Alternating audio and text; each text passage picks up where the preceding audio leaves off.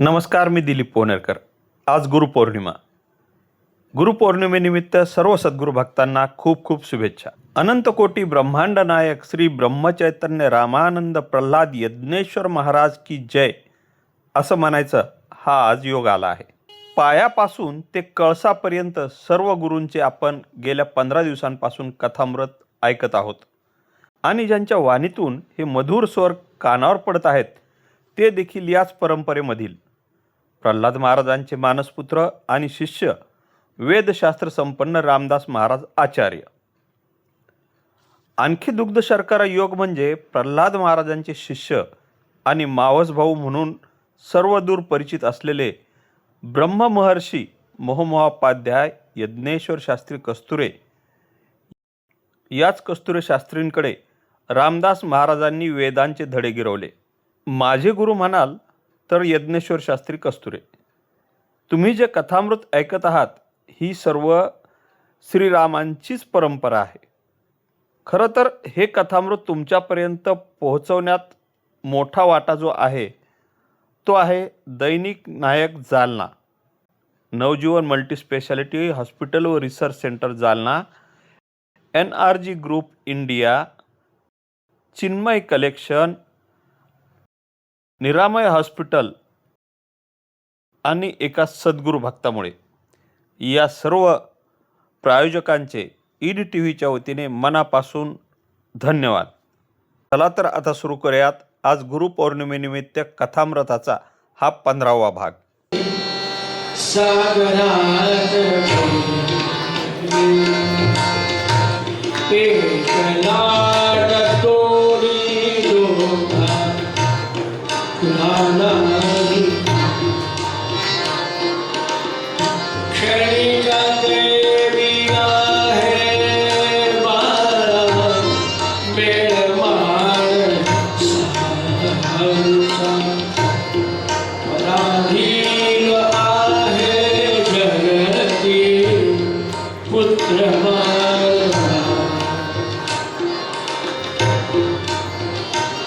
काय अवस्था झाली असेल, ज्यांनी घर चालवायचं, यज्ञ करायचे, येणाऱ्या जाण्याची व्यवस्था ठेवायची, वेद पाठशाळा चालवायची, विद्यार्थ्यांना शिकवायचं, ते गोपाल दादा राहिले नाही, ते बाबा शास्त्री राहिले नाही, ते मुकुंद दादा राहिले नाही. गोपाल दादा पोहोचून आले मंडळी की त्याच दिवशी लहाना भाऊ पुरुषोत्तम त्याची बायको गेली. एकाच दिवसात 2 चिता रचाव्या लागल्या. काय अवघड आहे. दैवाधीनमिदं जगत. दैव नावाच्या संकल्पनेमध्ये सगळ्यांना परमेश्वराने बांधून टाकलंय. उघड्या डोळ्याने आपल्या घरातल्या लोकांचे 5 लोकांचे मृत्यू प्रल्हाद महाराज पाहतात. पण सुखस्य दुःखस्य नको पिढाचा. ह्याच्यातून माझ्या रामानंदाला मला काही शिकवायचं असेल, मी ज्यांच्यावर प्रेम केलं ती सगळी मंडळी निघून गेली. याचा अर्थ काय आहे? यदृष्टम तर नष्टम हा शास्त्राचा सिद्धांत आहे. ज्या ज्या गोष्टी दिसतात, हाताला स्पर्श होतात, त्या सगळ्या वस्तू नाशिवंत आहे. हे मला शिकवण्यासाठी रामानंदाने हा उपद्व्याप केला. काय कमाल. माझे गुरु काही अयोग्य करणार नाही, मला घडवण्यासाठी केलंय. लहान्या भाऊजाईला अगली देऊन परत आले. हा सगळा प्रसंग आमच्या रामानंद महाराजाला समजला. काय अवस्था असेल माझ्या प्रल्हादाने जाऊन भेटायला पाहिजे. प्रल्हाद महाराजाने विद्यागुरुवाले सखानी शास्त्री खूप प्रकांड पंडित महाराजांवर प्रेम करणारी सगळी मंडळी आली. पण महाराज निवांत बसलेले असत.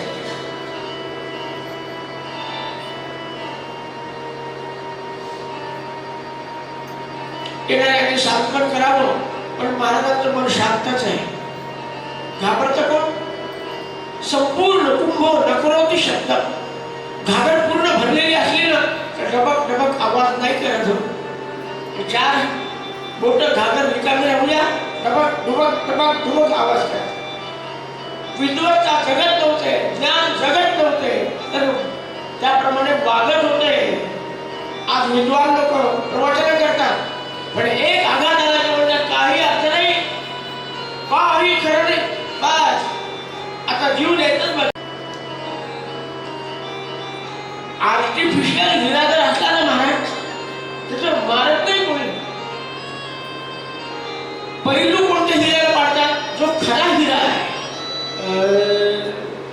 घणाचे घाव सोसावे, घणाचे घाव सोसावे, रे धर्मा देव पर पावे, देवा देव पर पावे, देवा.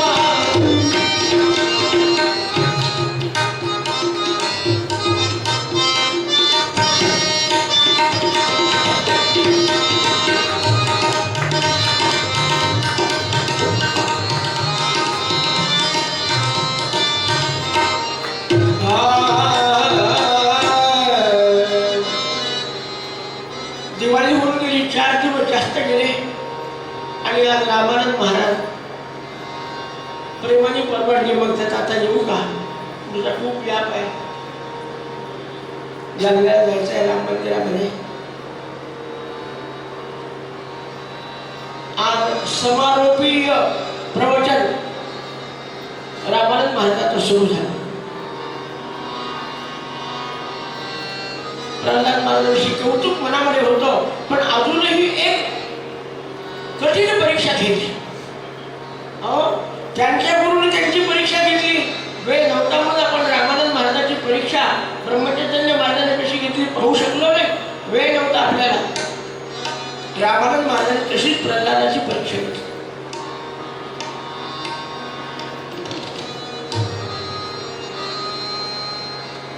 आपण सर्वजण नामस्मरण करतो, उपासना करतो. रामानंद महाराज सांगायला लागले, पण आपली उपासना कशी आहे? कोणी पाहुणे आले की जाऊ द्या, रामरक्षा म्हणून घ्या, आवडून घ्या, अशी आपली उपासना. पण देवाच्या सख्यत्वासाठी पडाव्या चोरकासी तुटी, सर्व अल्पावे शेवटी, प्राण तोही वेचावा.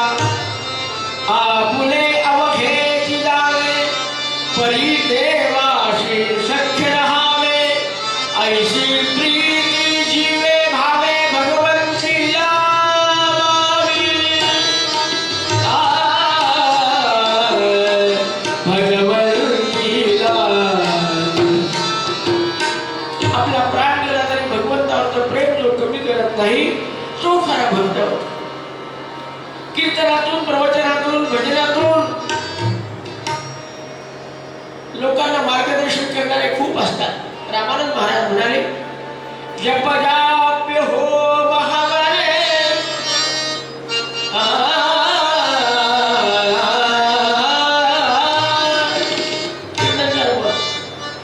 जप जाप्य हो महाबळे, जगती करती किती तरी लोक. कीर्तन प्राण प्रवचनी करुणी, भासविती विराग तो देख. पण देहा गेहावरती असते अंतरिकते प्रेम. लोकांना जगाच्या गोष्टी सांगायच्या, पण आपलं प्रपंचात आसक्ती आहे. भक्त नव्हे तो सत्याची, विषयांची तो मनी सुप्त काम. कीर्तनातून, प्रवचनातून हे सगळं नाशिवंत आहे असं म्हणायचं. 2-2 मजल्याची घरं बांधायची, असे करणारे पुष्कळ आहे. पण याचं देहावर प्रेम नाही. जो घरावर तुळशी बघावून मोकळा होतो आणि माझा परमेश्वर मला सांभाळतो, अशा भावनेने जो जगतो, तोच खरा भक्त. प्रवचन केलं महाराज. प्रवचन ऐकायला खूप लोक होते, आपण कमी आहोत. इतके लोक होते साखरचे. आपल्या रामानंद महाराजांचं अखेरचं प्रवचन आहे, खूप ऐकले. सगळे आपल्या आपल्या घरी गेले, काय प्रवचन झालं, काय प्रवचन झालं. चला, चहाची वेळ आली का? प्रवचन ऐकून चहाचं सुद्धा विसर पडत नाही आपल्याला. आणि प्रल्हाद महाराजांचं कसं होतं? म्हणले, हे प्रवचन कोणासाठी नव्हतं, माझ्यासाठी आहे. अजून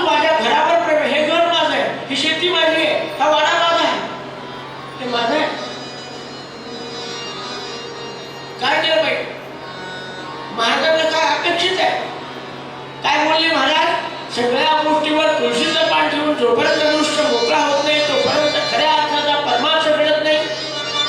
शब्द विसरलेले कानामध्ये सारखे घुमत होते. 1 महिना 2 महिना गेले. कार्तिकात महाराज गेले. मार्गशीर्ष गेला. पौष सुरू झाला. 4 दिवसावर संक्रांतीचा पर्व काळ आहे.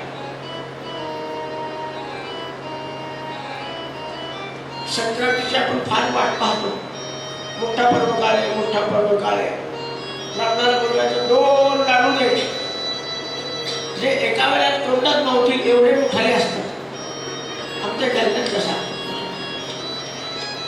2 लाडू 10-20 रुपयाची नोट दिली की पुण्य संपलं आपलं. प्रल्हाद महाराज म्हणले आता संक्रांतीचा पर्व काळ आलेला आहे. गुरु महाराजांनी काय सांगितलं? देहा गेहा वनाती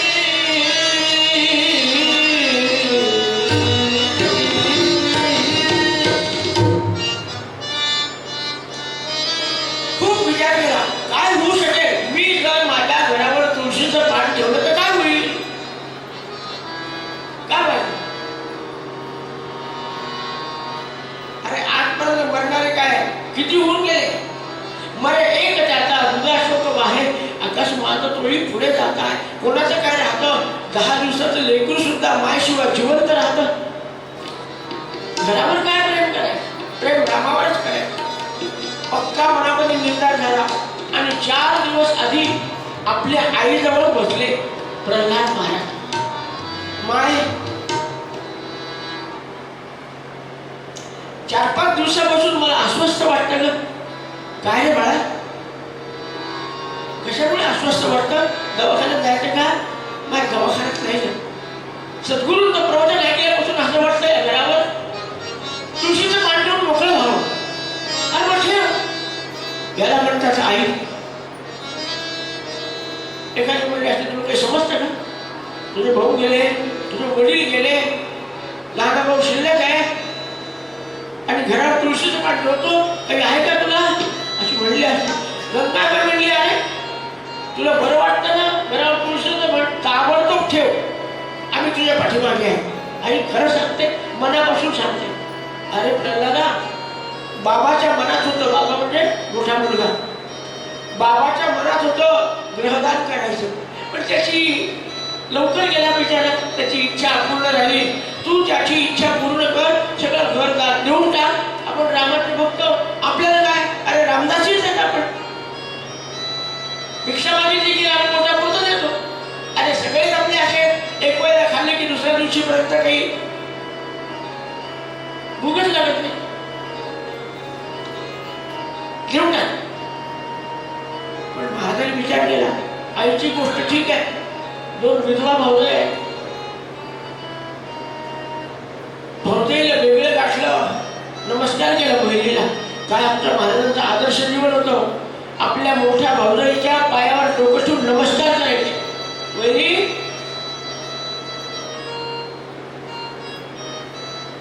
दोघीला बसवलं. नमस्कार केला. वहिनी माझ्या मनात असा विचार आलाय पण माझी तुमच्यावर बळजबरी नाही. तुम्ही म्हणाल आपण घराचे शेतीचे हिस्से करू. तुमचं तुम्ही सांभाळा. मी तुम्हाला सांभाळेन. पण ही तुमची इस्टेट तुमच्याजवळ राहू द्या. काय दोघी होत्या.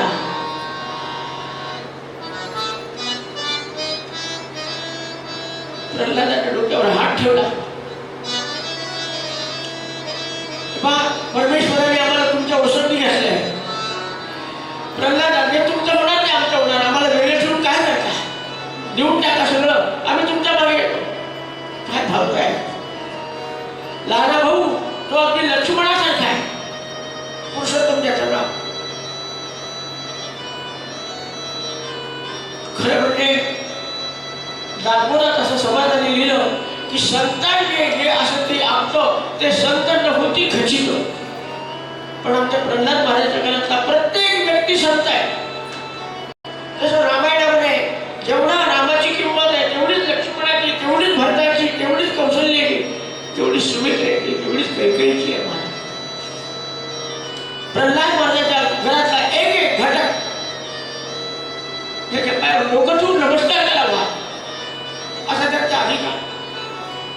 प्रल्हादा मनात वेगळा विचार नाही करायचा म्हणून टाक. पुरुषोत्तमाला काही बोलणार, पुरुषोत्तम म्हणला आता एक शब्द बोलायचा नाही तुमच्या मागे. वा, ही सगळी रामानंदाची जी वेळ आहे, या सगळ्यांच्या डोळ्या मस्तकामध्ये एवढा त्याग उत्पन्न व्हावा साधी गोष्ट आहे का हो?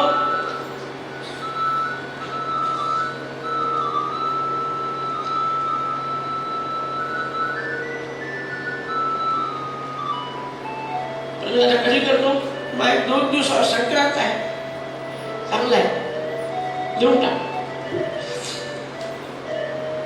गंगाबाईला डोहाळे आठवले आपले. विचारलं होतं महिपती शास्त्रीने, नारायण शास्त्रीने, गंगे तुला डोहाळे कशाने लागले? ती तेव्हाच म्हणाली होती मला वाटतं सगळ्या घरावर तुळशीचं पाठ ठेवावं, आणि आज प्रल्हाद तेच म्हणायला लागला जे डोळ्यामध्ये होतं तेच आहे प्रत्यक्ष. उद्या संक्रांत. प्रल्हाद महाराजांनी निरोप पाठवून गावातले शास्त्री पंडित विद्वान जबाबदार माणसं बोलवले, गुळ पाणी दिले, नमस्कार केला. लोकांना असं वाटलं की आता मुकुंदांना वारले, दोघी भाऊ वारले, हा लहान आहे, आपल्याला काहीतरी मदत करावी लागेल, आपल्याला मदतीसाठी बोलावलं. अरे पण प्रल्हाद तो प्रल्हादच होता, मदत घेत नव्हता, मदत करण्यासाठी जन्माला आलेला होता. किती लोकांचे प्रपंच आमच्या प्रल्हाद महाराजांनी उभे केले, वेळ मिळाला तसं आपण पाहू.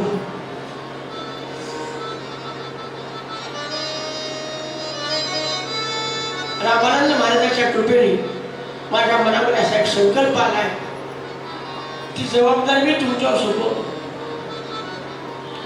काय बोल काय म्हणायचं तुमच्या माझ्या मनात काही नाही. उद्या संक्रांत आहे, 10 वाजता मुहूर्त आहे. हो, मी हे सगळं घरदार आणि शेतीवाडी दान करायचं ठरवलं. काय दान? प्रल्हाद महाराज करतात तर घाबरलं अख्खं साखर खेळला. मोठे मोठे देशपांडे, अण्णामाई, दाजीबामाई, 400 एकर जमिनीचे मालक म्हणले प्रल्हाद भाऊ काय करता? असं वैराग्य चांगलं नसतं. घराचे कुटुंब प्रमुख तुम्ही आहात, थोडा विचार करा. शास्त्री भाऊ, मी सगळा विचार केला आहे, माझा निर्णय पक्का आहे, आपल्यावर जबाबदारी टाकतो. हे सगळं सोनं नाणं आहे आमच्या, माझ्या 2 भावजाचं, माझ्या मंडळीचं, आमच्या आईसाहेबाचं. हे कोणाला वाटायचं तुम्ही ठरवा. हे घरदार कोणाला वाटायचं? 5000 माणसाची होती, एवढं भांडे ते कोणाला वाटायचे आपण ठरवा. मी हात पडणार नाही, मी सरळ तुळशीचं पाठ ठेवून बाहेर जाणार. याची विल्हेवाट लावायची जबाबदारी तुमच्यावर आहे. काय सांगता बाबले? अख्ख्या साखरखेड्याच्या गावातल्या डोळ्यांमध्ये अश्रू. अरे असा संत पाहायला तरी मिळतो का? ऐकायला मिळतो का? आणि दुसऱ्या दिवशी 10 वाजता सगळं गाव जमा झालं प्रल्हाद महाराजांच्या अंगणात. प्रतिपादाचा एक नारळ 100 नोट द्यायचे असलेले शिवाजीराव आपण संकल्प करायला सांगतो. एवढं मोठं घर दान द्यायला लागले, सोनं नाणं सगळं द्यायला लागले, शेतीवाडी द्यायला लागले. संकल्प नाही केला प्रल्हाद महाराज. तुळशीचं पान घरावर ठेवलं, आपल्या हातामध्ये देवाचा डबा आहे, जी माय जुनं रुग्ण नसल्या फाटकं तुटकं द्यायचं तर चांगलं दिलं पाहिजे ना. अंगावरचा एक वस्त्र अंगावर आहे, दोन्ही भावजया गंगा केलेल्या बिचाऱ्या एकेका वस्त्राने प्रल्हाद महाराजांच्या मागे उभे आहेत. आमचे पुरुषोत्तम भाऊ पण पंचपात्र हातात घेऊन मागे उभे आहेत. आणि महाराजांनी तुळशीचं पान ठेवल्याबरोबर जानकी जीवन स्मरणी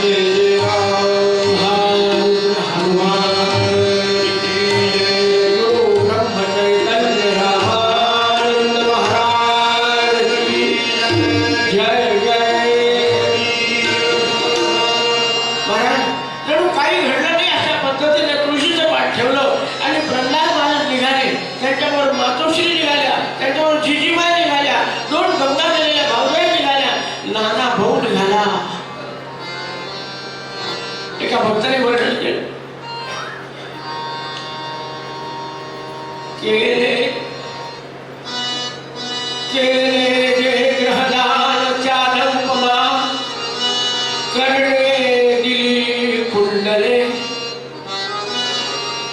की हे श्रेष्ठ तयाहुरी ठरत नसे, नामाचे जे त्यागिले.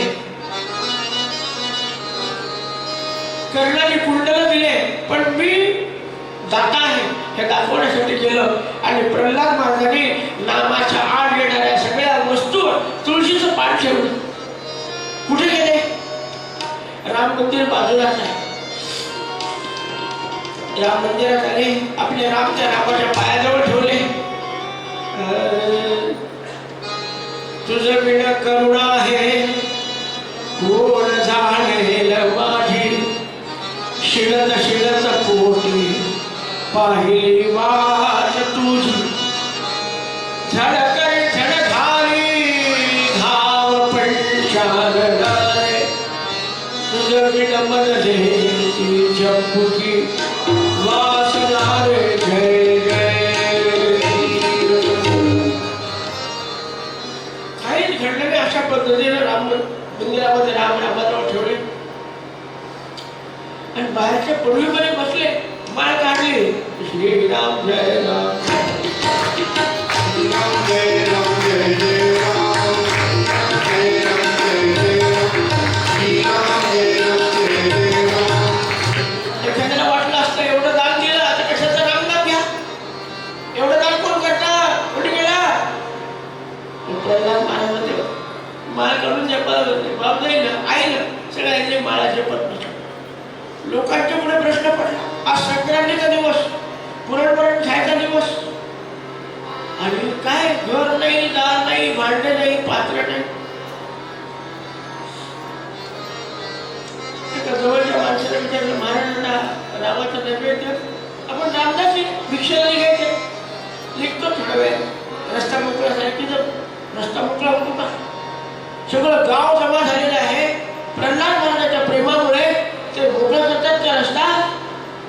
11च्या आत गेलं पाहिजे म्हणून महाराजांनी झोळी उचलली. तुझा भिक्षुक दातया रामचंद्रा, सदा स्वस्त चिंते कसे गा महेंद्रा, प्रजा देश देशा उरू पूर्ण द्यावे, भवदैन्य हे देश धाडी करावे.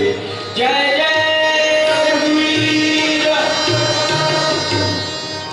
एकाच गल्लीमध्ये भिक्षा मागितली महाराज, पण प्रल्हाद महाराजांवर काय प्रेम होतं महाराज. भागवतामध्ये अशा संतांचं वर्णन केलं की अडाक शत्रव शांताः साधवः साधुभूषणाः.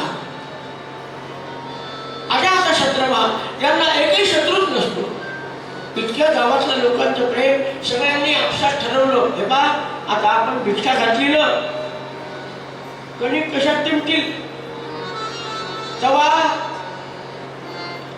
काही आहे का घरात? मग सगळ्यांनी ठरवलं, मी तवा, तू कढई, तू बहुगुण, ते परात. आणि हा हा म्हणतात जी भिक्षेचं धान्य वाढायचं ते त्याच्यात वाढायचं. झोळीमध्ये बहुगुण्या सगळ्यात देशपांडे मंडळी होती मोठी मोठी, जे कधी घराच्या बाहेर पडत नाही ते महाराजापर्यंत भिक्षेला आलेले. महाराज लोकांनी पाहिलं की प्रल्हाद महाराजांवर काही राहिले असल्यामुळे आपण आपल्या घरात जे जे देता येईल त्यांना संसार उपयुक्त त्या वस्तू दिल्या पाहिजे. 10 जरी भिक्षा मागून आले, 50 लोकांना जेवढं घालतील एवढं धान्य, सगळे भांडे पात्र. रामा किती भार घालू रघुनायकाला,